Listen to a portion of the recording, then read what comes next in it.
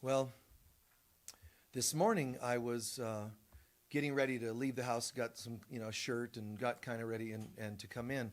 And then I started thinking, well, what am I going to talk about? And what came to mind was this phrase that we commonly use, and we have it on our plaques up on the wall, but God is, I am, we are, and so it is. We do it at the end of our service. So I thought, let's talk about that a little bit. Because, we could generally say that in this context, there are three types of people. Now, I've said this many times. There's people that are sleeping. See, it's not about a matter of good people and bad people. There are people that are asleep. So the way they behave, when people are spiritually asleep, there's certain behaviors that go with that. If I'm spiritually asleep, it means I'm not spiritually awake, obviously. If I'm not spiritually awake, then you will not see a higher level of integrity. You won't see a conscientiousness because I don't care. Because the part of me that would be loving, courageous, etc., is asleep. So it really makes sense if you think about it. If God is good and the God part of me is asleep, goodness is asleep. So then all of a sudden it starts to make sense as to why I behave the way I do. But there's even more to that. People deserve love and compassion because they're spiritually asleep, which is why Jesus said, forgive them, they know not what they do. He was saying, forgive them, they are spiritually asleep, which is also going to, by default, mean they're lacking conscience, they're lacking integrity, or whatever else it applies to. So, but what's worse is when they're asleep, they not only lack loving behavior, when they're asleep, they also become very agitated. Why? Because you can't kill God. It's even if you think you're spiritually asleep or you are spiritually asleep, God is still there somewhere saying, hello. And there's part of us going, no. We want to be, people that don't believe. We don't want to follow integrity. We don't want to have a conscientiousness. We're so into our fears that the fears start becoming our behavior. And then once our behavior takes off for long enough, that becomes who we think we are. And then you say, that one person, oh, they're such a jerk. Nobody started out that way. They became what they believed, based on what they believed. And if they believed no God, and if there's no God and God is good, there's no good.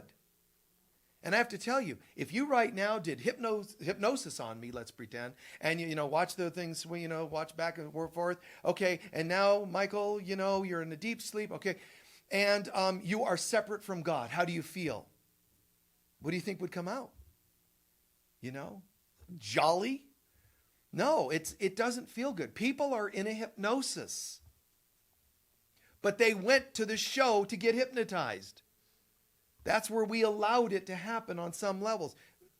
Unbeknownst to us, people don't remember it. We gave up our will a long time ago. We gave up our will. That's what it means to have created an ego. We didn't have to create an ego, but we chose to. Fine. Once it's done, the ego's job was, now keep your eyes on the watch. You are getting very sleepy. Metaphorically, you are now losing sight of your divinity. Slowly, you now have no divine connection, which means there are no answers to problems. There's no answers to prayers. And now you're on your own. Every man for himself. You're now on planet Earth. You can't trust anyone. Everyone's out for their own, and so on. Now, once they said, and when I count to 3, you're going to completely experience everything I just told you. That's what happened to you and I the day the ego was created. And every man for himself. Which is the opposite of God is, I am, and we are.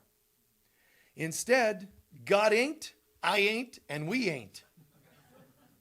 And that doesn't go very well. And it's sad, but think about it. That means the biggest jerk, the most hurtful, selfish, hateful person you've ever met is asleep. They have forgotten their divinity. You and I have a job. When we say God is, anybody can say that. Presuming, let's say that they have any belief at all. Because there's these 3 types of people. those asleep, those that are waking, and those that are awake. Let's assume that most people watching a show like this are at the very least starting to wake, and that's great news. But if you want to assist your awakening a little bit smoother as well as speeding it up, one way to do it is better dealing with those who are asleep. Because we get tempted to say, man, I'm starting to wake up. I only want to be around spiritual people, because that's very tempting. It's true. And thank God we're not like those people. Everybody that gets on the path has a moment of feeling that way, tempting, to feel that way. To want to, like I did this when I was a kid. It was like, wow, only messed up family. Then I'm now going to metaphysical classes. It's like, I don't care what the class is about anymore. As soon as I hear there's a class, I'm going. Because it was such a breath of fresh air. And if they would have had a community, I would have moved in. Because it felt so good to be around good people. That's a normal stage for the people in the middle of waking up. But if you ever want to be completely awake, you still have to know not only to enjoy people that are waking, but also how to deal with those that are asleep. That's where the rubber meets the road, as the saying goes. Your clarity and your ability to be spiritual is not based on the early stages of awakening where you want to only be around awakened people. Your real grit, man, your real substance of spirituality is, and how do you handle that other group? Now, I'm not encouraging you to, test yourself. I'm going to go amongst, the worst of the worst and push my luck here. But I am saying that it has to be integrated. So while I was doing all this spiritual stuff, still a few years later, I found myself having to have a job to get by and pay my rent. And so a lot of us on the path are thinking, when I find my soul's purpose and soulmates, I'll just hang out with really beautiful people. They'll all have wings and halos, and I won't have to deal with normal people anymore. So for me, and my heart goes out to people that I do sessions with that still have to get in the trenches and work with people, because in that second level, you need to be away from the others for a while so you can build substance. It's like reaching an oasis. But if you reach the oasis and never leave it, you'll never get to wherever you were going because you're stuck in the oasis. This just feels so good. It's almost like in the Homeric stories, of the Iliad and all that, and you have these journeys, and they go, and there's the sirens, which is where we get that word siren, like a ambulance siren and all the police siren. Siren, it's that tone, that thing, that noise that gets your attention. Well, the sirens were these temptresses. So these guys are on a journey, on a voyage, and they're getting, blown around by the wind and getting lost, and navigation's all off. And then there's this island of sirens. And they can go and stay there for eternity. And now we've got the ship and a bunch of guys starving and thirsty. And then we have an island with a lot of hot girls. Let me think. Which one of those, how does this weigh out? Well, of course, all the ships keep getting crashed there and nobody's ever gotten away. And so in the story, our hero, he actually knows what's coming, ties himself to the mast, he ties himself, so he cannot steer that direction.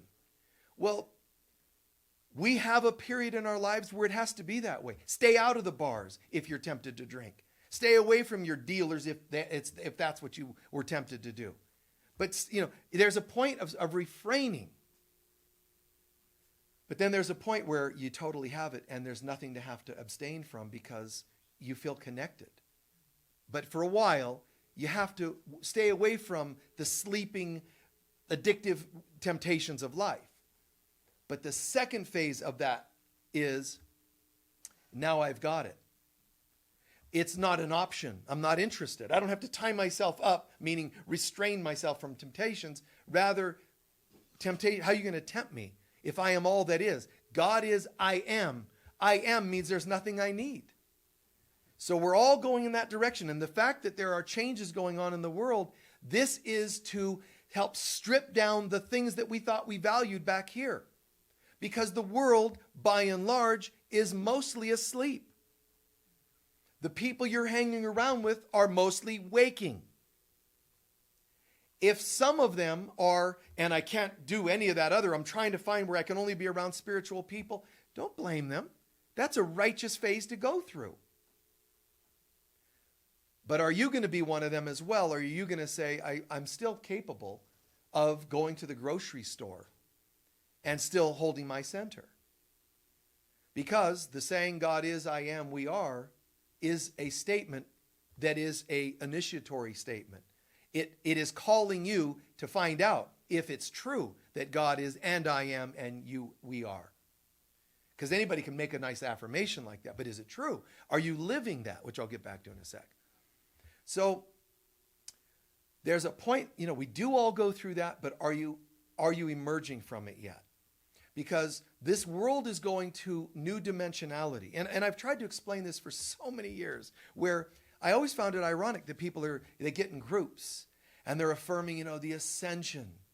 And yet the economy goes to hell in a handbasket and they're like, darn it, let's start praying for economy. How do you know that the economy going isn't part of no longer needing it because we're ascending? But people want to pray and then complain about the answer to the prayer. So then what you're saying is we want to ascend. Wait, we take that back. We want to ascend. Wait, we want to take. And every time we complain, we're hedging. Which is like saying, I want to be awake, but wait, not too much. It's kind of strange. So instead, what if, and I did a talk some weeks ago, I said, what if everything's consciousness? And that was before this all broke open. So what if everything is consciousness? What if this is somehow related to consciousness? Instead of a thing being done to us, what if we're part of this? And if there's a God, I'm not saying God would actually say, let's see, we're going to give you an illness or give you whatever else, economy issues or whatever else it might be. But what I'm saying is, what if our consciousness is reflecting through this? What's it saying then? I want to know what my consciousness is saying. I don't want to be asleep. I want to be at least waking, if not awake. So what? I had a dream last night. I wonder what it means. That's being someone that wants to wake up instead of, I don't believe in that. I don't care. I don't believe I don't care. I don't believe I don't care. I don't read books. I don't get into recovery. I don't do anything because I don't care. That's sad. It's not just tragic. It's also kind of sad because that means I'm so hurt that I'm afraid to wake up. I'm just going to stay in this sleeping group. Some people want to go to sleep. When I'm so hurt and literally depressed, I want to stay in bed. I want to just stay on my couch and not see anybody because I'm sinking. But that's what sleeping looks like. The people that are sleeping, they're hurt enough to where they don't trust coming out. Have love, patience, compassion with such. Even when they're loud and obnoxious, they certainly don't look very depressed. They are. And that's why they're venting, because they're so hurt. Should you be a victim of their behaviors? No. They have no right to vent it on other people. It's inappropriate. But at least we're saying here, at least understand why. Instead of because they're bad.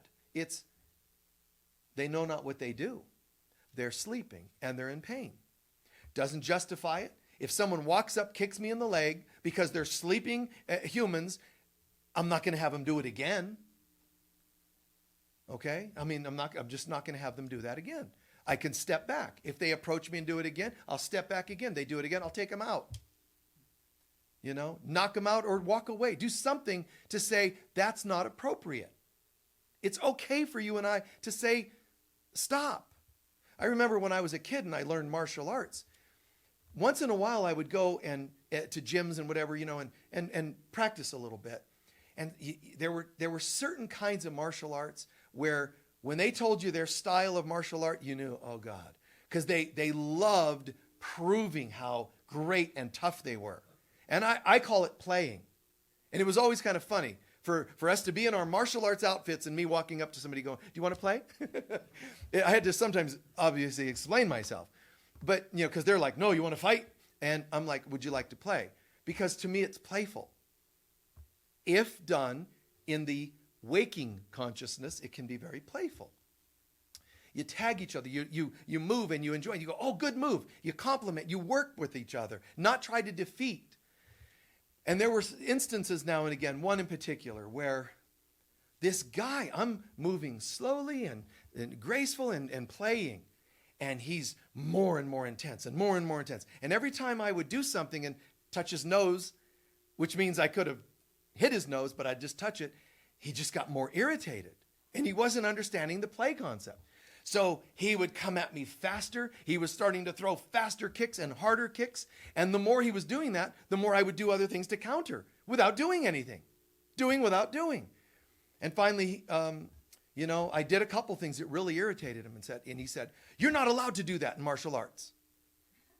And one of them was, I took him down. And then he said, you're not supposed to do, that's not a way you're allowed to take people. I said, listen, the faster you come at me and the harder you come at me, the faster you're going to get dropped. So just lighten up. Let's have fun. And he just kept doing it. And the more he got dropped, the more he got frustrated. And then I realized, now it's gone too far, so let's stop. It's okay to say no. I said no by dropping him. I said no by walking away. You have to find out, is it divorce or is it a break? Is it words or is it actions? Every one of us has to decide. You do not have to be waking and enable the sleeping ones. Try being gentle. You should not even say, by the way, you're being mean. I just saw a lecture. According to Michael, you're sleeping. That's not going to help either. You have to find out how to convey it without upsetting them more, which is why I stopped sparring with that person. Because you do what you can without making the matters worse. And that was irritating him more. So I said, I guess we have to stop. And in a relationship, there's wording for that. Friendships, there's wording for that. Something just keeps happening, so you eventually have to say, you know what, this isn't working. And that sometimes is really a drag. But that's all I've got. And so you have to follow through with it. Listen, I've hung out with you guys, and you're smoking, you're getting high, you're drinking. And I've told you guys, don't ask me, I'm not interested, but I'll still hang out with you. But every time we're together, you still push for that. So I think I'm going to stop hanging out. And then they get mad at you. But all you're doing is trying to implement some sanity for yourself. The fact that they might get upset, which is sort of a comment you had before we started, it's not my problem. To thine own true self be true. To thine own divine self be true. Where do I want to be on this scale without judging others? That's my role. God is, I am, we are. And so those people that don't want to do the spiritual life, so be it. And you can use this saying, God is, I am, we are. You can use that as a criteria to see how you're doing with those three groups of people. Now, or to find out where you are for that matter. How spiritual am I right now? Okay, I'm going to sit with that and say, there's those groups, the sleeping, the waking and the awake. The sleeping don't believe in anything really of a spiritual nature, higher nature. The waking, those people might be going to psychotherapists and life coaches, and some of the waking ones are religious, because there's two halves of the waking ones, the religious half and then the spiritual half. The religious half, when they hear those words, God is, I am, they still actually believe we don't deserve to say that. So what I was saying is, when you hear the words or say the words, God is, I am, we are, it already helps me decide which of those three groups earlier that I described, which one I'm in. If I don't believe in God is, I am, we are, clearly I'm in group one, which is sleeping. Does that make sense?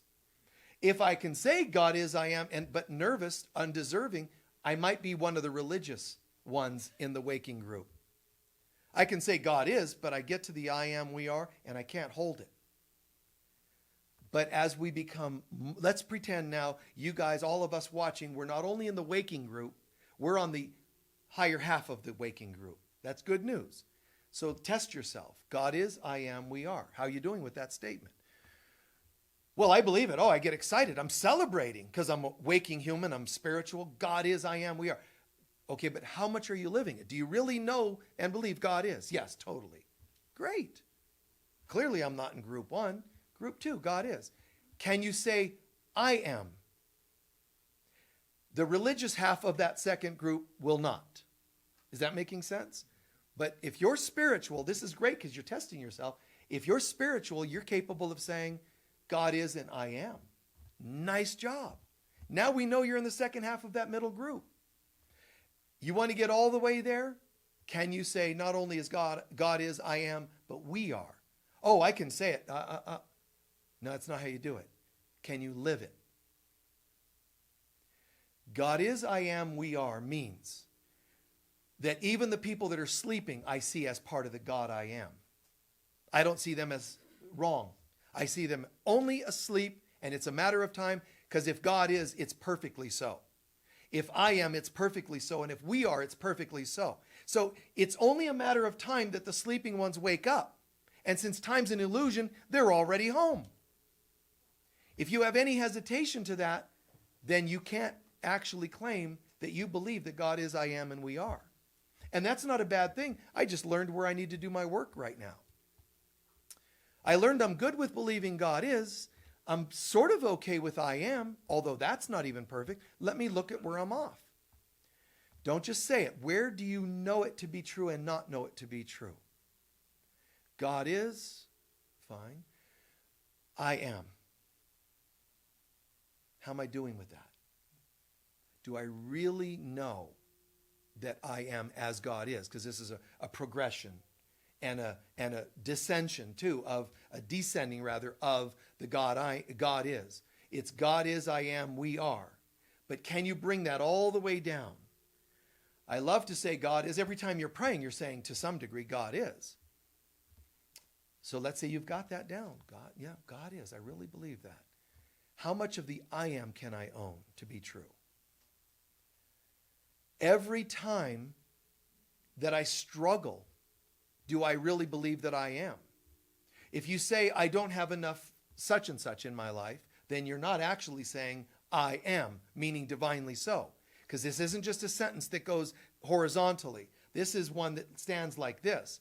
God is, vertically speaking, God is up here. I am, we are.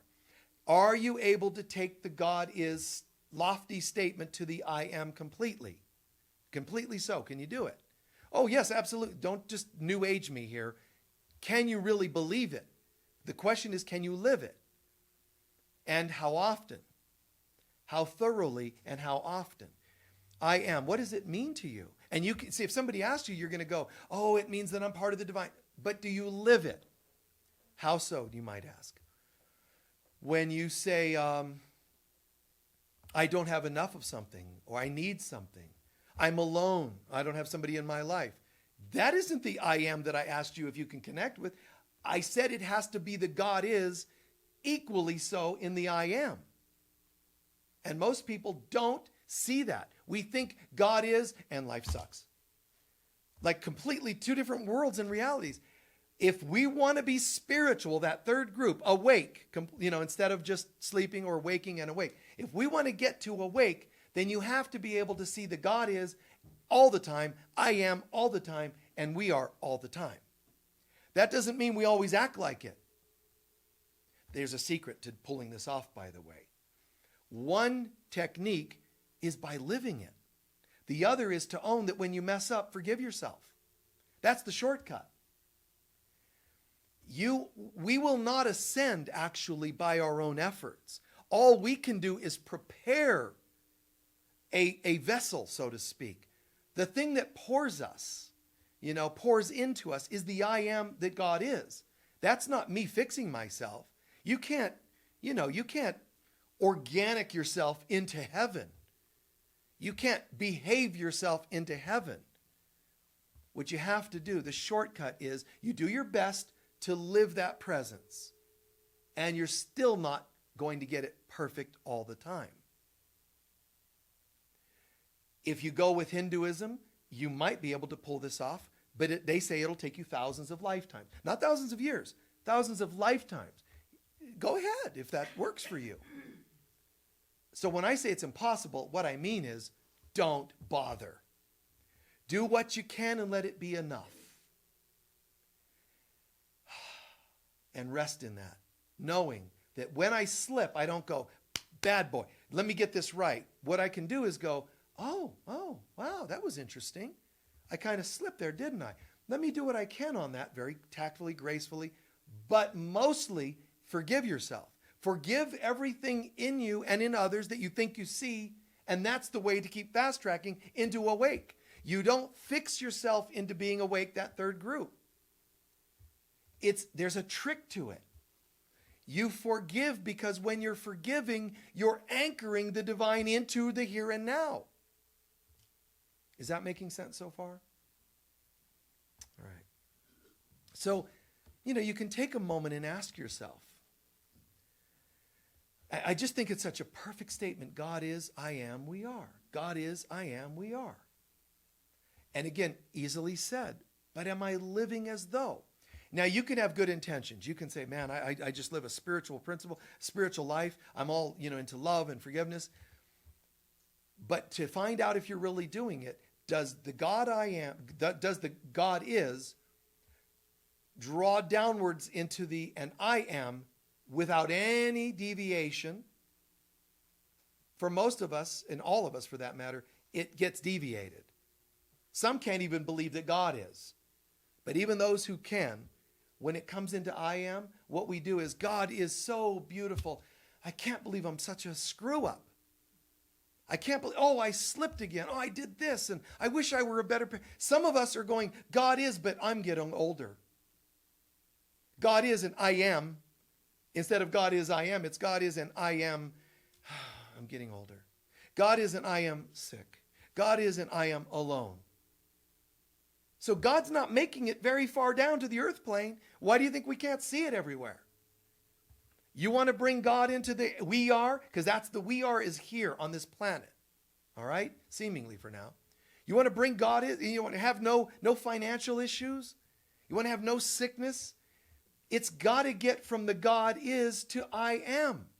I have to get my own I am a bit clear and a bit more present. I am in constant improvement. I am more and more forgiving. I am patient. I am understanding that some of the we are, the other people in this world, I understand that they're asleep, and I've been there. I am asleep at times myself. Correct the I am. The ultimate I am that God is, look at the play on words because it's really fun. God is, I am, we are. The I am that is part of God is holy. It's holy. If I can't even believe that God is, I'm really going to be in trouble. But if I want to grow and I want to move from the one group of sleeping humans to a waking human, I must get clear that God is. And then more and more clear that, and I am. Because if God is, what is God? Peace and joy and different people, different words, God is divine, God is powerful, great. But if God has said, now imagine filling the blank anywhere there. God is what? Happiness, peace, all that is, etc. Okay? So pretend you all shared all these lofty, beautiful words about God. All right? Now hold that. Remember everything we just said that God is. But God said, I made you in my image.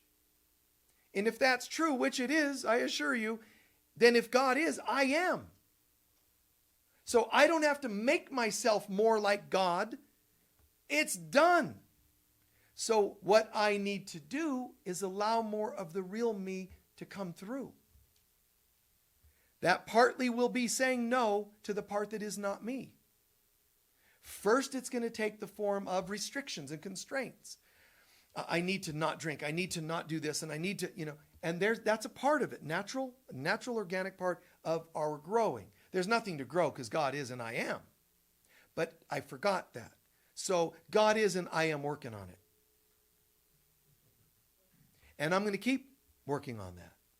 But if I do it with harsh judgment, then I'm being like a priest instead of a mystic. I'm being religious instead of spiritual.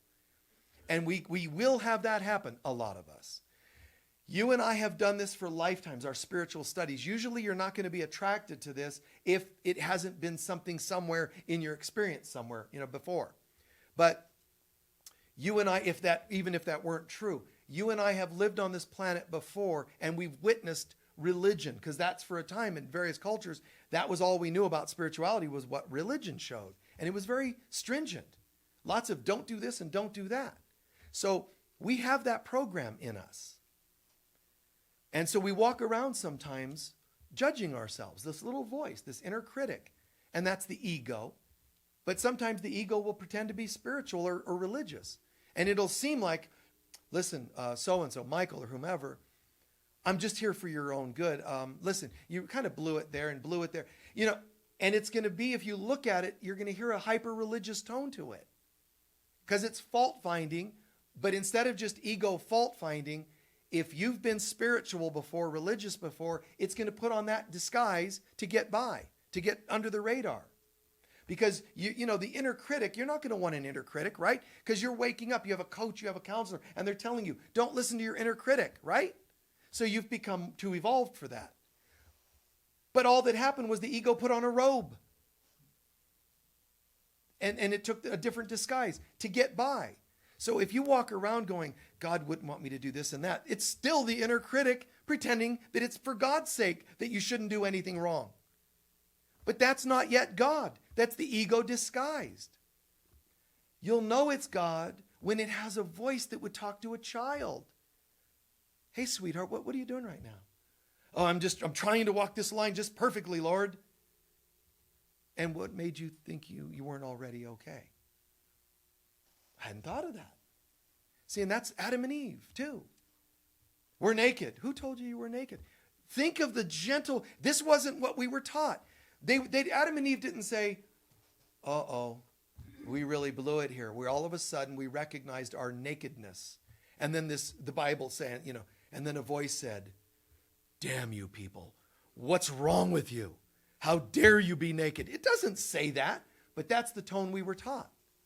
Where are you, Adam and Eve? Well, we're over here. Why are you hiding? Because we're naked. Who told you that's it? Naked, that's it. From now on, and we're told, you must earn a living by the sweat of the brow. And you, woman, you're going to have labor pains. She should have said, fine, then I won't have children. You know? This wasn't an actual conversation where God was saying, this was them and the ego mind saying, we are shamed, we're flawed. And if there's a flaw, then picture it like this. An energy drops through the crown chakra and starts floating through to fill you with light. Wherever you have vertebra out of place, muscles tensed, guess what? The energy won't flow as smoothly, right? That's what starts to happen in consciousness. It drops in, Adam and Eve, that's you and me. We're living in the Garden of Eden. Here it comes in God's presence. They say God comes to the garden to visit them. That's God entering our being. And all of a sudden, my guilts and shames block, stuck, out of alignment everywhere in my consciousness. So when it says you guys will not be in the garden anymore, it wasn't actually God saying, due to your human nudity, didn't you read the sign? No bare breasts allowed. That didn't happen. It's in here. God says, I am and you are. And we said, God is and I don't deserve. Those blocks keep God out. And those blocks are in the exercise I'm sharing with you now. God is, I am. Is it true? Truly honest. Be really honest. Is it true that God is? I really think I got that one. I really believe that. Okay? God is here and I am. Right here. I am. Where do I believe that? Where do I not believe that? Try to be really honest. God is and I am. So play with it. Let's, as an exercise right now in our minds, we're thinking God is, I am. Where might I still answer and I am a bit hard on myself? That's where God is not being allowed. God is and I am sometimes hard on myself. God is and, just fill in the blank. Use free association. God is and I am. See, if I keep it lofty, I can say God is and I am. And I got away with it. But if I start doing some free association with it, watch what happens. God is and I am, ask yourself some questions. And I am hard on myself, where and how and why. Fill in the blank. Don't be afraid of it. Because if I am, then I can bring it to the God is, and it'll dissipate. If I can own it. God is, and I am aware that I'm aging. God is that true or not? And how are you aging? God is, and I am not in shape like I used to be. How so and why so? Spit it out there. Get it on the altar. How can you give something to God on the altar if you don't put it on the altar? Don't hide it under the altar. Bring it out. God is, and I am not always a good parent. How so? Why so? Spit it out. You will not reach the true I am without owning what I am not. Where am I not? I am God. And play with it. God is, and I am so concerned about the world right now. Why? If God is, what's there to be afraid of? Well, I'm just being spiritually, compassionate for people's struggles. No, you. We're not on the we are. You. I am. Own it and look at it. Look where you've lost faith or where you have doubts on any topic. I could say right now I could go, God is and I am, but I don't know, I feel pretty spiritual. Keep going, Michael. And I am still having to go to the gas station to put gas in my car. You would think by now I would just materialize this stuff. See, anything that gets snagged on that perfect fluidity, that flow, God is, I am. Where is the I am not being I am that God is? Where is the I am more the direction of I am not as God is? Find all the weak spots. Never stop looking, but don't obsess on it. Don't sit around spending your days only looking for your flaws. We're not looking for flaws to be flawed. We're looking for things to laugh at. Wow, isn't that funny? God is and I am, and I still wish I had a better wardrobe, and laugh at that. Well, look at what they wear. Oh, they dress so nice. I wish I could afford it. That's just another not believing that I am. So write it down, put it on the altar. Hey, God, I've got some wild ones today. And write them down and burn them in a ceremony. The more you can own things and verbalize them and burn them and write them and burn them, the more you do that, they start having this less and less sting. It's amazing. It's almost like it becomes like not a big deal. The more we keep the secrets, the more we lock them down, there's some issues there. So let's pretend now that we've got through that. Let's pretend we've got the God is and we got the I am. Or at least we know how to deal with the I am versus the I am not. We've got one more stage to drop into. Remember, the job is how perfectly can God is land all the way to we are without getting snagged. That's what true spiritual awake looks like. So when Jesus said, when you see me, you see the Father, Mother, God, he was saying there's no snags. When you see me, but he still had a body and it still bled. He didn't judge himself for it. He played the game. He could have made himself just turn to light automatically, let's say. Well, how would that have been bringing it to the earth plane? I have to bring God is all the way down to flesh and blood in such a perfect way that the flesh and blood is going to go poof and turn to light because it's just so damn happy. That's when it happens. When Jesus puts it, when you see me, you see the Father. They ask him, how do we know we're reaching heaven? When the inside is like the outside's like the inside. These are all metaphors and parables he was giving. This has to be just like this perfect, beautiful light coming through. And I've used the example like this as well, where people are saying, but Michael, you've written these books on spiritual growth and evolution, and how do we know when we're there? Well, the fact that you need so badly to want to be there, you're not there yet. It's peace. It's relax, man. So somebody asked, they still insist on an answer. Okay, fine. I'll give you an answer. When you can walk in the snow and not leave tracks. Oh, now I'm depressed because I don't see that happening at all. And what I said earlier was the human being that tries to now take Michael's word and go out in the snow or the mud and walk and not leave footprints is the one that's still trying to be what you're affirming and saying you believe. But you must not believe it because you're still looking at the footprints.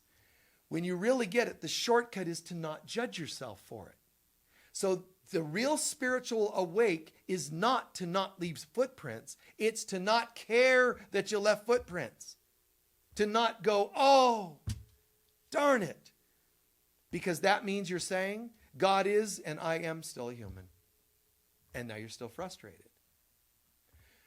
But the ideal thing, how do I bring this through? It's not God's perfect behavior becomes my perfect behavior, although my behaviors do start to become more aligned, my thoughts do start to become more aligned, etc. It's actually God is love. God is love. So, if I want to know that God is love, I am love. Well, am I? Where I deviate, let me come back. Now, let's say I got that. So the third stage is God is love, I am love, and we are love. Oh, I love doing that. Can we do that as an exercise? Let's look in each other's eyes. Oh, namaste, each other in Unity of Sedona and online. Mwah, love you. And you also have to do it with annoying people. Or else you still only have it in theory. Oh, I really believe that we're all children of God. Really? Really? See what happens in your stomach when your ex calls. See if you can hold your hand out without it shaking when you're thinking about that person that hurt you. You know, I'm not saying you're wrong because you're supposed to forgive yourself for the shaking. It's all right. You know, I've had so many clients in consultations, especially when I was, doing much more body work and all that with people. The stuff that's stored in the body, man, it's just sometimes just so incredible and tragic. But I would watch people who due to post-trauma, I can see and all that, these things, and I could tell they're like shaking. And as I'm talking to them, I never look, I can just tell, obviously, and then I'll see their other hand go like this. Okay? Now, what happens inside of me as a healer is everything. I get it all multidimensionally. I don't just think about shaking. I don't just think that you did this to cover it up. I think about every level, up and down, left and right about it. I am becoming simultaneously aware that something happened to create this. Something happened to make you feel ashamed and do this, you see, and everything else related. I'm aware of the chemistry in your body. I'm aware of not just the actions, but the shames. I'm aware of how many years you've carried this. All of that starts coming to me because of one external thing. And if this person grows better and better at shutting it down, they actually can't heal. So I might notice a client and they do this. I don't even let them know I saw it. And then I might say, now I'm going to have you lie back and I'm going to have you do some breath work. And as you're breathing, just let's imagine that your body has kind of a vibration in it. And that vibration wants to come out. And we might do certain kinds of breathing to help, bring that forward more. And all of a sudden, this starts to happen. And with this is also going to come all the stuff that caused that in the first place. So here comes all of that with this simple session, let's call it. And the shaking. Except I'm going to say, now, what if it grows and it's bigger? And what if, and don't tighten. I want you now to relax every muscle. And I notice that your hands are, let that happen. And then all of a sudden, this starts, and their body starts jumping everywhere. And that's okay. Let's let it keep going. And breathe and relax into it. And what's the worst case? So what does it want to do? And I want to scream. And that's good. Then scream. Oh, but I shouldn't be. Here's a pillow. Scream into the pillow. Because I'm not going to let you get away with no. I'm going to say yes. Let it happen. And scream into a pillow, or they start hitting and kicking or whatever it is. My God, that little thing became visible to us. As it became visible, we put it on the altar, and as it went to the altar, it's forgiven, it's blessed. And the person feels this decompression, and they feel this, something was allowed. And that's just one person in one moment, and yet we all have variations of that. But we keep telling those that are asleep and in pain and hurt that it's not okay, that everything they're doing is wrong and bad. I'm not saying enable it and justify it. I'm saying, however, let's at least admit it. The foibles, the shortcomings, the shakings, whatever it is. Let's just, wow. I'm noticing that that's there. And kind of bring it forward. Because the secret is forgiveness. That's it. On earth, even those that are on awakening, the middle group, the awakening, the higher end of the awakening group, they're healers and spiritual counselors. They live in Sedona and all this good stuff. And they live vortex consciousness and all that good stuff. But I watch, and there's still a propensity to want to fix people, and let's make that thing that you do, let's make it go away as though that's the actual healing. We'll use cooler tools than some because we're in Sedona. And whether it's gongs and chimes and this and that, because we're going to fix. The idea is, if you haven't helped the person love themselves more, even if you made them not shake as much, or you did something to improve their income, if you did it without them increasing the quotient of love, you've missed something.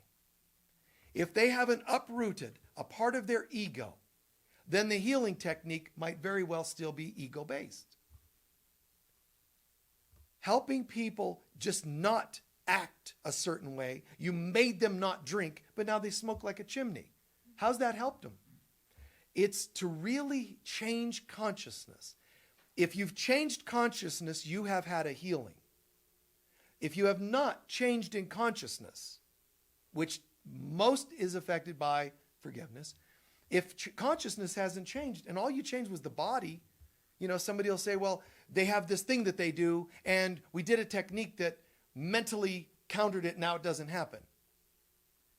I'm glad that thing maybe that they were self-conscious about, good for them that's not doing that. But that's not a healing.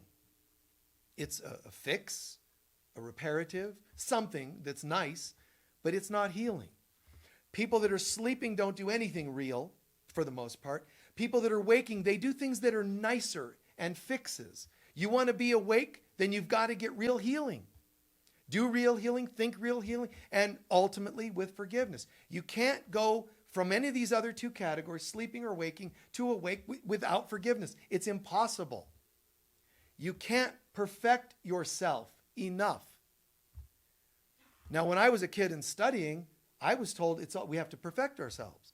So I did that. I was, do this and do that and don't do that, and read and spiritual and chant and om, and I was doing all those things, and I was seeing myself becoming clearer and clearer and cleaner energetically, and I started calling this, and I still call it. That's called mastery. You really become a refined, clear person. Whatever you do, you do well, and so on. It's wonderful. But I also learned in that process, wait a minute. Even if I work it, improve, I'm saying that's still me doing and not allowing divine to be. So I kind of broke all the rules and the systems, the few out there that even know about consciousness at the highest level. They were still teaching you have to become perfect. And all of a sudden, wait a minute. They're all mistaken. I of myself am nothing. So it took me the other direction into humility instead of self-perfection. This saying, God is, I am, we are, is not I am. I am so cool. I am amazing. I really am impressing myself. That's not the saying. God is. The only reason I am is because God is. If I don't include God in the equation, then anything I am is still not there. I am trying to perfect myself. I am. It's the I am not. Because if I am trying to improve myself, it means I am not improved. Every fake I am, every I am without God is still absent of the divine. It's still coming from me trying to do something. I am of myself am nothing. People underestimate this. Somebody should maybe write a book or whatever just on the humility of Jesus. He was the Christ. He's our Savior. Great. And you know what else he said? I am nothing. When you see me, you see the Father. What? The humility. Everybody wants to talk the great, and he's our Savior, and he's because you want to push that away. Jesus is this and that. How did he get there? By becoming so wonderful, or by saying, I get it. There's a trick to this. There's a secret. Humility. That I am only because God is. You can still get sick, and I am. Isn't this funny? God is, I am. And right now I'm feeling under the weather. Right now I am having financial issues. Just know the difference. Don't judge yourself for having those doubts. Laugh about it. Be able to say, God, this is amazing because I know God is and I know I am. And yet it seems this way. Use the word seems. It seems like I'm still struggling. I am. God is and I am, and I have a sore foot, whatever it is. God is and I am in pain. Well, it's not God is and I am in pain. It's God is and I feel like I have some pain. And see the irony. Refuse to make what seems to be into your reality.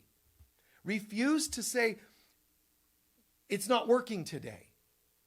Instead, say, I know it's there, even if I can't see it. There was something that was going on last night when I was going into sleep. I laid back and I just verbally, boom, went into a prayer conversation, with God and with Christ.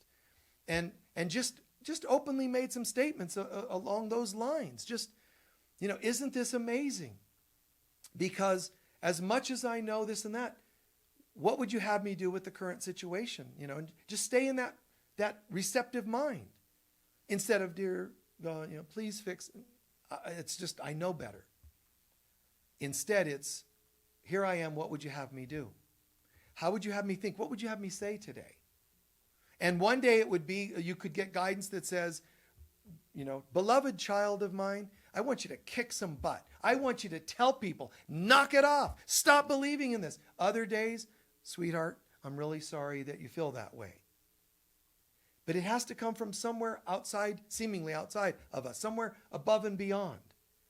A greater consciousness than Michael that I am, seeming to be, to spirit I am, truly. And then everything changes. God is, I am, and we are. We are what? Oh, we're really having problems on earth. Is that the divine? Coming right through all three levels? Your head's going to then say, well, okay, fine. God is, I am, and we're just doing fine. And pretending nothing's happening. That's lying to yourself. You know that if you sprain your ankle, it hurts. You know that if you look at the news, there's stuff. Don't pretend things aren't happening. That's not the way to get there. Don't try to fix it all. That's not how you get there. What did I say? The secret. Forgiveness. Okay, God is, I am, and now I'm also forgiving these humans for their issues. That's not quite the right wording. Because if you think they have issues, you still need to forgive yourself for the issues you think they have. God is, I am, and we are, despite the way things look. So do a shift in here. Don't pray that someone not die. Don't pray that someone not be in pain. Don't pray that they not be going through financial issues. Pray with the compassion that that's what seems to be. Half of you totally there with them on that level, and another half saying, and thank God that God is I am and you are fine. Nothing can ever kill you. Nothing can ever, you can't struggle financially. It's impossible in the God that you are. The human doesn't quite know that yet. So what would you like me to do, brother, sister? How can I help you get to that place a little faster in your life? It won't be by saying, what happened? Oh, I'm having struggle. Oh, well, everybody is. This is a terrible world. You did not help them. But if you can say, I know, it's quite a test, isn't it? What do you mean by test? Plant little words here and there. Well, it's quite a test. I mean, I've felt, I speak for me, I do it like that casually. Speaking for myself, yeah, every so often I find myself being tested to really buy into this or become afraid. And they're going to sometimes say, oh, I hear you and thank you. And sometimes they're going to say, well, you should be afraid. Do you know how wrong everything is on the planet? Be careful. Don't wrong them. They're trying to hook you, but don't wrong them. Just say, yeah, there's a lot of that, isn't there? And if I were you, I would carefully back away from that situation. Because once they get that triggered, it's very volatile. But plant your seeds where and how you can. Sometimes people, even truly being heard, you planted a seed of love because you cared enough to hear their fears. All right? So do what you can. Be an example. Say to others, and I'm talking, this talk could have been 5 years ago or 5 years from now. I'm not talking about a current crisis. I'm talking about life. When people are upset and really into something, don't wrong them for being afraid. God is, I am, we are. That's a fact. And I want to anchor that truth from heaven to earth, right here, right now, in every way possible. And wherever I am weak in that, God be with me. Help me to forgive myself for seeing it off a little and for not getting it quite right all the time. God is, I am, we are. And if I had to add just one word to God is, I am, all you have to do is the exercise is God is forgiving, I am forgiving, we are forgiving. God is forgiven, I am forgiven, we are forgiven. Just apply that one word to it, and it's a good way to get it all back into alignment. Instead of like a philosophical God is, it's God is what? Step up and fill in the blank. God is love, I am love, we are love. And people on TV or wherever, friends, struggling in this way and that way. If God is and I am and we are, then I still love you enough because God is love, I am love. I love you enough to hear what's going on. I don't necessarily jump into the quicksand with you, but I am absolutely hearing you. Because God is, I am, and we are. We are deserving of God's love and forgiveness and our love and forgiveness. So let's have it. If we're deserving, let's let it be. Well, right now I'm distracted by what I'm seeing. Then I better do my own work on me. If I'm seeing your flaws and I'm becoming upset because of your conversation, I probably should go and do some inner work myself. So bow out how you can, be loving, gentle, drop some seeds, and go and sit somewhere and go, wow, that conversation triggered me. I can see it. It made me upset at them. It made me scared for them. It made me upset with me. It made me scared for me. Wherever it was, however it was, I see that I went off my center. Okay? It's all okay. Everything will be fine. Everything is already in the perfection of God. That's not the way some people tell you. It's all perfect. Somehow God wants us to go through sickness? No. God wants us to go through financial crisis? No. God has nothing to do with our little dramas. God is, I am, we are. There's no drama, it's here. In God, we're still part of the bliss, love, abundance of God. Therefore, you can't have any of this other stuff. What happened is instead of holding center, we started thinking egotistically, and we spun until we were thrown out from the centrifugal force out to the world.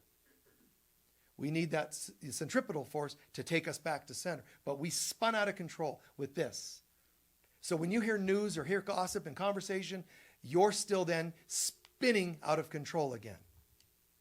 Okay? People's emotions and getting upset, that word means in motion, which is the opposite of stillness. I'm feeling very emotional today, which means I'm not feeling very centered. I'm not flawing, judging emotions. I'm just giving you the kind of the root meanings of these words. Because they're big. Feelings are of God. Emotions are me off center, if you really want to get down to that. So more and more, can I feel the presence of God? Instead of emote the presence of my ego, can I feel the presence of God? God is, I am, we are, and that's all that's true. Still get gas at the gas station instead of saying, as you see E, it doesn't mean enough, it means empty. So it's not enough fuel, it's empty on the fuel. Go to the gas station. No, God is, I am, we are. You're pushing the envelope a little bit. So don't leap off the cliff and say, God, prove that I'm a holy child of God and catch me. Because what will happen next is you'll wake up on the other side and you'll say, did you catch me? Yes and no. Your body, no. And that was kind of foolish, by the way. But spiritually, yes, because you can't die. So you're here, and now I hope you got that lesson because you're going back. you know, and as a turnip, it has roots down into the ground. We need you to be comfortable being down in the ground. Ground yourself. Don't try to fly anymore. Anyway, let's take a few centering breaths, please.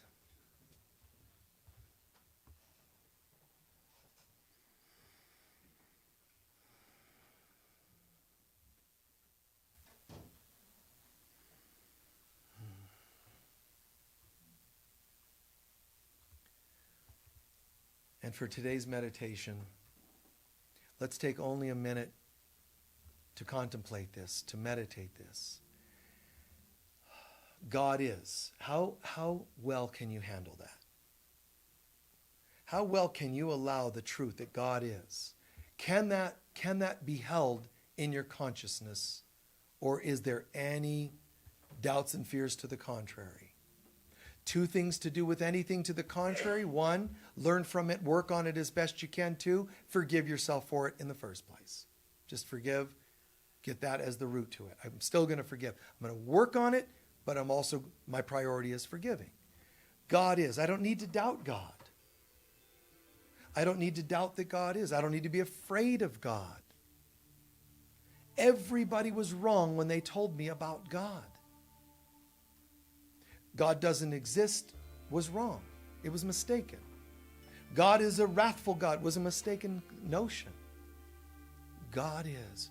And what if God is what God says it is? I absolutely love you. I am but love. How can I feel any other feeling but love and compliments of love? So we sit, we feel, we tune into that. God is love. And therefore, so am I. Wow. And just watch what it brings up. Some of us are going to feel, really, me? We might feel humbled. We might feel scared, intimidated. Whatever we feel, let it be. And bless it and forgive it if it's anything but the truth of God. God is and I am.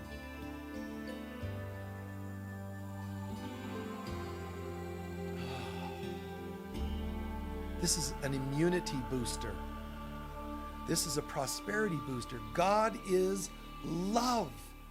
It's expansion. Nothing other than God can be in God because God is. It can't be changed. It can't be altered. The changeless presence of God. God cannot have insufficient funds in the bank. God cannot have any kind of a virus stuck to its being. Radiant, perfect light. Really get that.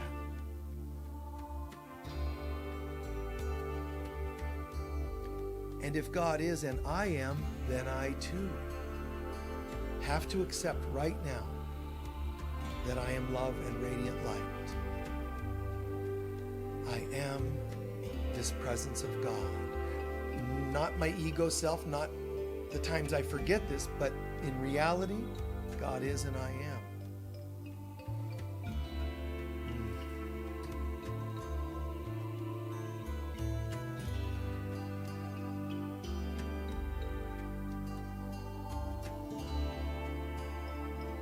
I am centered, I am peace, I am whole, radiant health, I am abundant, I am.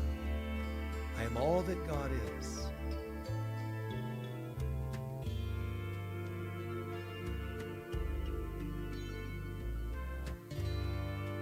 And with the knowingness of God, not by our own doing, we're choosing to see not only as God I am, God is I am, we are.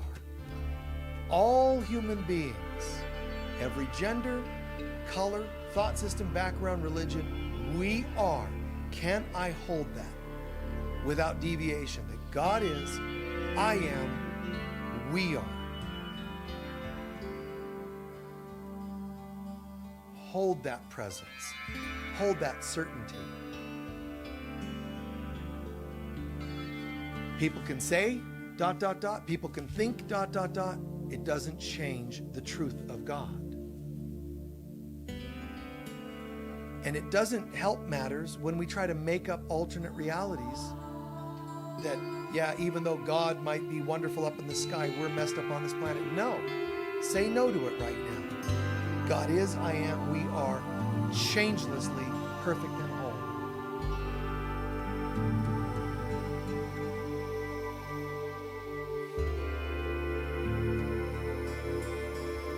In any way, shape, or form, when I forget that, when I think otherwise, feel otherwise, say otherwise, I'm sorry, please forgive me. You say to yourself, to God, to all beings, I'm sorry, that was an injustice. Please forgive me. I love you, which you say to yourself as well as others. I slipped and started to think that you could be something other than what God created you to be. My bad.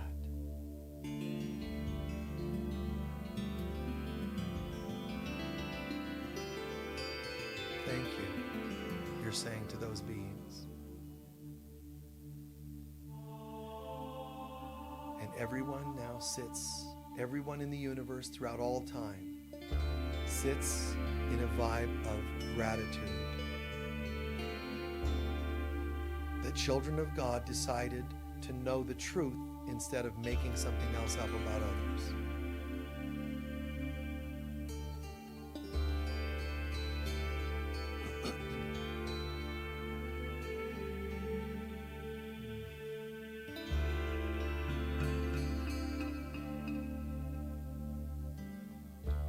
It's not something I make up of my own accord. It's the truth of God.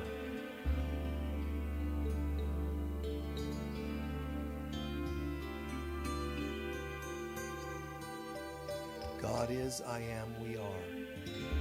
And if it's true that God is, I am, and we are, I also honor that some people might think and behave differently.